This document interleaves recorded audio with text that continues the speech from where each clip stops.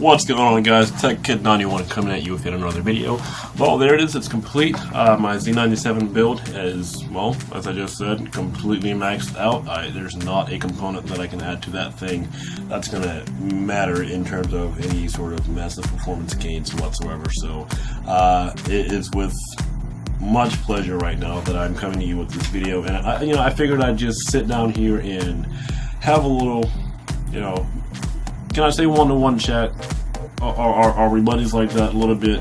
In the PC Master Race, I believe that if you're watching this video, then you know a little bit about computers, if not very much. You may know more than me about computers. I built uploads of 20 builds. This is like my 21st build, but that's to just say that I'm not one of the people that you're going to encounter who thinks that I know everything, because I definitely don't. And I really appreciate the fact that I can sit down here and make this video and have you guys interact with me via comments and just we can have a great conversation about how things are going in the world today in terms of technology and computers and everything that matters. So, hey, so there we go. I'm pretty excited, if you can tell right now, about this build being completed. There are a couple of devices that mattered in my process of completing this build, some things that I really wanted to get done, and those were that of a new AIO cooler, all-in-one cooler. My old Antec cooler H20620 has been with me for years. I had that thing since I was a freshman, sophomore in college. That was a couple of years ago, guys. So it's a couple of years ago. And it's held up religiously for a very long time. I only had one scare with it. If you follow me on Instagram at TechKid_91, I believe it was very early last year, it started to buzz. The pump was not doing things that a pump should do, and I thought it was at that moment that I would have to revert to an air cooler, a stock air cooler, because at the time I didn't have money to upgrade anything, much less look at the thing and have any aspirations or thoughts that would make me want to go to the computer store and buy a part. So I had to sit on it, pray about it. I did that. It worked, as it always does, and the pump came back to life. Not to say that that was a result of prayer, but hey, that's what I believe in, and I'm not trying to offend anybody by saying that. So if you're offended, I'm sorry. That is not what I was trying to do. But to get on with it, guys, here it is behind me, or not really behind me. It's kind of to the side of me. It's kind of behind my shoulder, so that's probably why I said that. But yeah, two of the devices, definitely that AIO. I upgraded from the Antec H20620, I believe is what it was, to the Corsair H110i GT. My buddy and I'd like to say I can call him my big brother. I've definitely told him this before. He's like a big brother to me, a big brother I never had. I always go and hang out with him when I'm on vacation, home, leave, whatever. I get to my family, count him in as well. So there it is. We went down to Micro Center down there in my home state. And, well, I had some fun, guys. I pretty much said it. Merry Christmas to myself. And I bought two items. That was one of them. The other item was that of the Samsung 950 Pro SSD. And let me spell out the complete name, because it is completely worthy of this mouthful of a name right now. And that is that of the Samsung 950 Pro PCI Express NVMe SSD. That's what it is, or M.2 is also in there. So let me take a second shot at that and not fuck it up this time. It's that of the Samsung 950 Pro M.2 PCI Express NVMe SSD. See, it's a mouthful. You can jack it up really easy like I just did, but to say that again, and I want to say it a third time, because the drive is just that awesome. It's a really cool drive. If you're considering getting one, I would urge you to do so, but be cautious. I'm going to tell you why. And this is leading into the things that I don't like about this build. Now that it's complete. And that's really what this video is going to be about, guys, is me sitting here talking with you about the build and the process of how everything went with it, if I had any issues, things I ran into, things I really do love, and things that I really just don't like.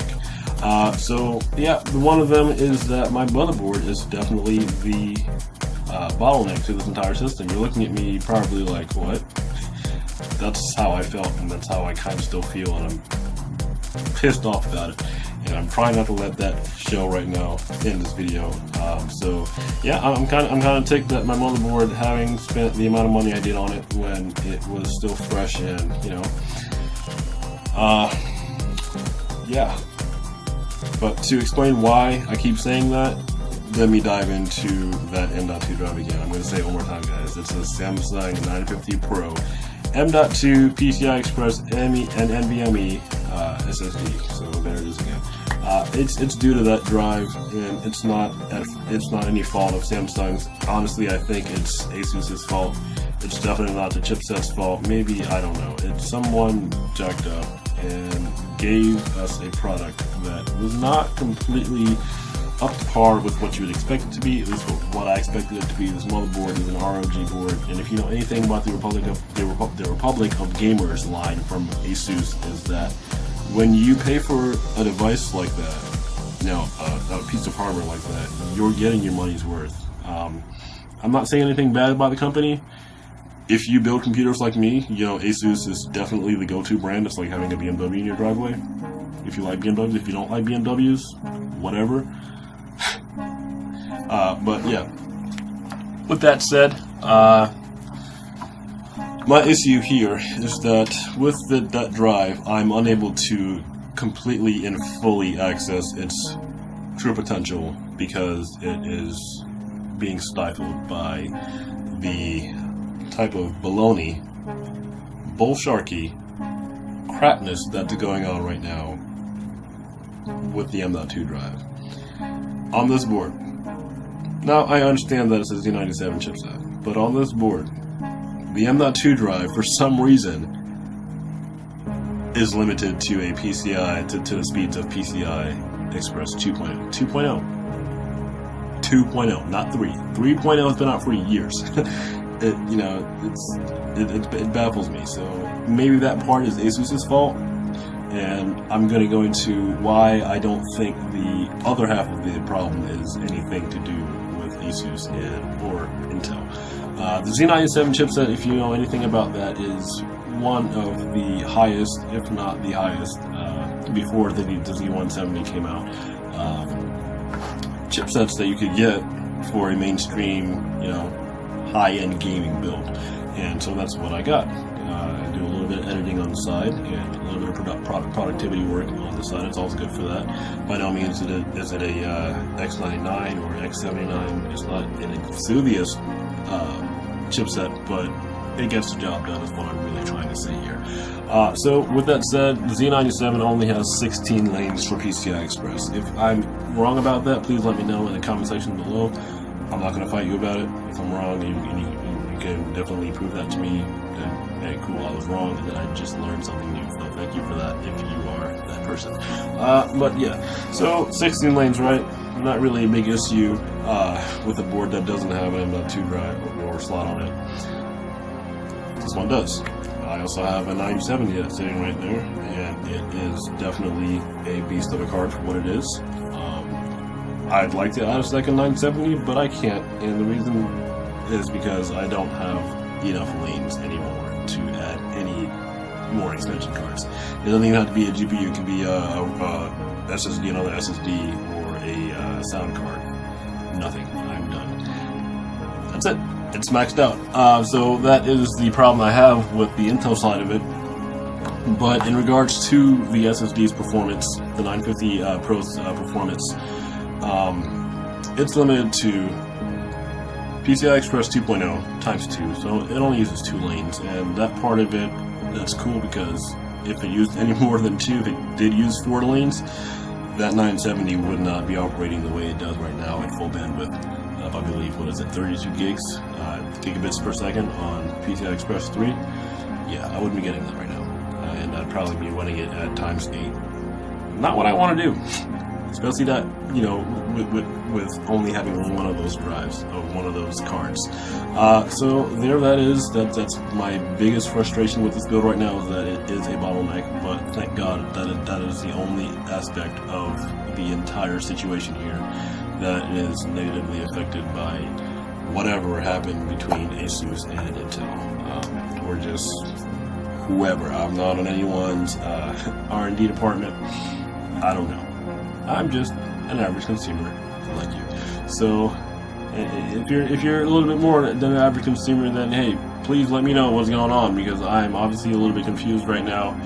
I haven't been drinking, but I feel like I've been drinking, because this shit is just like... So that's pretty much it. To move on to the things that I really do adore about this build is, well, the aesthetics are pretty cool. I remember when I had my old Asus ROG board. See, I have no problem with Asus. Again, I'm not bashing them for anything. Just a little bit upset. So yeah, my old ROG board was that of the Maximus 4 Gene Z. It wasn't the Revision 3, so I didn't have support for PCI Express 3 at all. And I was running that on the Z98 chipset, which was the only chipset that was available for it. Kind of way things are, right? I say that like you can have more than one chipset on a board. I don't think you can. But yeah, so coming from that to, you know, 3 generations later of boards was pretty cool. It was a little bit shocking to me to see the improvements that Asus has made on the Hero, the 7th generation of ROG boards. And aesthetically, what really changed and what immediately popped to me was the omittance of anything white on the board. No clips, none of that. You know, the clips that were on the old board were that of the DIMM clips, the ones that keep your DIMM sticks in their slots, and that of the PCI Express locking mechanism. Those were like all white. It looked pretty cool. I loved it. I thought it was amazing and really awesome.